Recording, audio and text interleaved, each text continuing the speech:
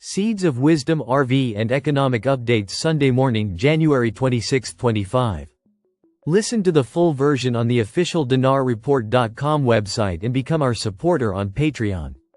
Good morning. Dinar recaps. Crypto advocates focus on Congress as GOP takes control of U.S. Government. The Republican Party now has total control over the United States Senate, the executive branch, and the House of Representatives.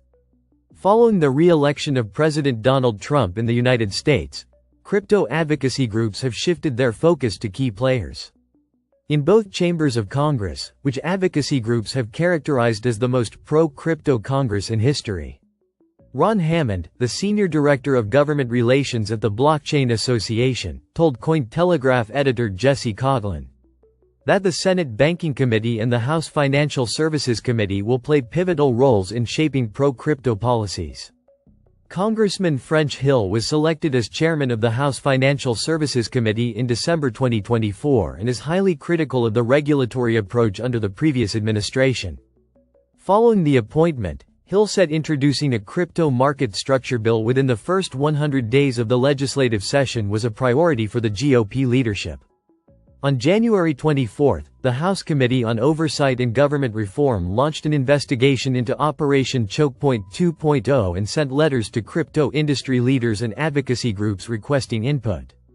The Senate Banking Committee. Senator Tim Scott, chairman of the Senate Banking Committee, is pro-crypto and promised sweeping regulatory reform for digital assets prior to the 2024 United States elections. Speaking to an audience at the Bitcoin 2024 conference, Scott said the former leadership at the Securities and Exchange Commission, SEC, was preventing pro-crypto policies and promised change to U.S. voters. "We have to get rid of the folks who are in the way," Scott told pro-Bitcoin voters in the summer of 2024. Scott also promised Bitcoin voters, "The one thing I will absolutely guarantee will be done is watching your legislation get a vote, pass the Banking Committee, and we're going to fight to make it a law in the United States of America." Following Scott's pronouncement, Republicans won an electoral sweep in November 2024, securing both chambers of Congress, the presidential election, and the popular vote. Senator Lummis appointed chair of the Senate Banking Subcommittee on Digital Assets. Wyoming Senator Cynthia Lummis was appointed by Scott to chair the Senate Banking Subcommittee on Digital Assets in January 2025. Lummis said the primary goals of the subcommittee included passing comprehensive digital asset legislation and preventing overreach by government regulatory agencies. The senator added that legislative initiatives would include a comprehensive market structure bill, stablecoin regulations, and provisions for a Bitcoin strategic reserve. Challenges and looking ahead. Stand with Crypto, a crypto advocacy and voter education group, told Cointelegraph that the current Congress has a mandate to pass comprehensive crypto regulatory reform. The group said, "The 52 million crypto users and innovators across America elected a historic pro-crypto Congress in 2024, sending 278 pro-crypto candidates to the House of Representatives and 20 to the Senate. Despite this, challenges remain, as crypto regulations may take a backseat to more pressing political issues or pushback from anti-crypto politicians." Industry executives and the crypto community have accused Democrats of being anti-crypto and stifling the regulatory process. Some of crypto's most vocal political opponents include Democrat Senators Elizabeth Warren, Dick Durbin, and California Representative Brad Sherman, all of whom are still in office after being re-elected in 2024. Joe Dahl, the general counsel for NFT marketplace Magic Eden, also told Cointelegraph that Republicans likely have only 2 years to pass crypto legislation before midterm elections take place. Historically speaking, midterm elections tend to see the political pendulum swing the other way and change the balance of power in Congress, Dahl said. The attorney said that Republicans already have a slim majority in the U.S. House of Representatives, which has narrowed to only 3 seats since Dahl spoke to Cointelegraph in December 2024. According to Dahl, a gridlocked government would impede the passage of pro-crypto legislation in the United States. SEC revokes crypto accounting rule following presidential transition. While crypto advocates cheer the SEC's decision, skeptics like Jacob King warn that the industry's shift toward bank custody contradicts Bitcoin's original vision of decentralization. Black small square in a dramatic policy shift. The SEC has revoked a crypto regulation that once shackled banks and custodians, marking a fresh start under the new administration. Black small square, the controversial rule, introduced in 2022, had drawn fierce criticism from industry leaders who saw it as an unnecessary hurdle for financial institutions dealing with digital assets.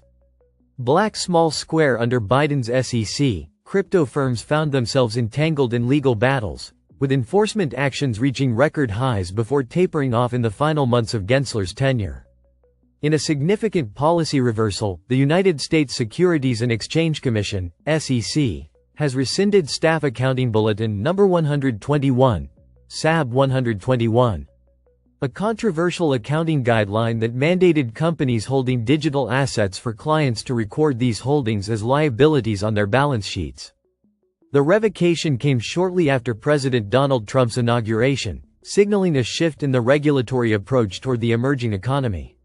Background and industry reaction. Enacted during President Joe Biden's administration in March 2022, SAB 121 aimed to enhance transparency and risk management in the burgeoning crypto sector.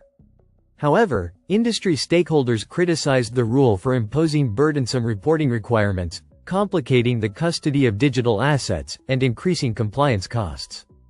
The banking sector also expressed concerns, noting that the rule hindered their ability to serve as secure custodians for digital assets.